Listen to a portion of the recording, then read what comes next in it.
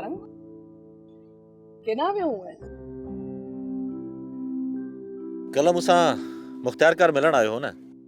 हाँ इतां जी ज़मीनुनि जो नक्शो खणी आयो हो ऐं मूंखे चयो वियो त सभिनीनि खे आगाह कयां त उन्हनि जी ज़मीनुनि जो दंग केसि ताईं आहे।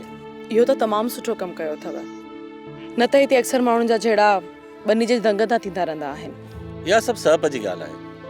सहप ऐं सम्झ हुजे त कहिड़ो फ़र्क़ु थो पए 2 फुट हेॾां या होॾां।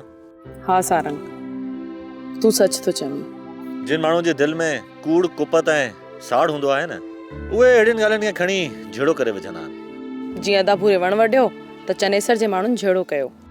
हा ऐं अॼोकी माप जे हिसाब सां उहो रोड़े वारो वण अदाभूरे जे हिसे में आयो। ॾिस न हिन निभागन हरू भरू अदाभूरे सां झेड़ो कयो। चनेसर कान त मिड़े ई झेड़े करण जा बहाना ॻोल्हींदो आहे। हाँ सारंग हुन निभागे खे कान का फशरी खपे।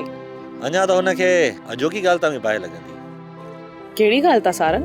अॼु साहब आयो हो ऐं सभिनीनि खाते वारनि खे चई वियो आहे त इहे ज़मीनूं तव्हां जूं आहिनि ऐं चनेसर खान जो हिननि ज़मीनुनि में कुझु बि नथो वञे। हाणे चनेसर खान छा कंदो? उहो आदी माण्हू आहे, पंहिंजी आदत खां मुड़ंदो कोन। पंहिंजा माण्हू मोकिले उन्हनि ग़रीबनि खे ॿनी मां कढाइण जी कोशिशि कंदो। त पोइ बि ग़रीब माण्हू हिन मोए जे मोचड़े जे हेठि हूंदा न। ख़ैर हिन ॻाल्हि खे पोइ ॾिसंदासीं। फ़िलहाल त सुवराणी मूंखे पाणी पीआ। सोप सीरियल सारंग जा तमाम एपिसोड्स ॾिसो HD क्वालिटी में। विजिट करियो असांजो YouTube channel Sindh TV HD drama. Subscribe कयो असांजो official YouTube channel Sindh TV HD drama ऐं वधीक अपडेट लाइ बेल आइकन खे क्लिक करियो।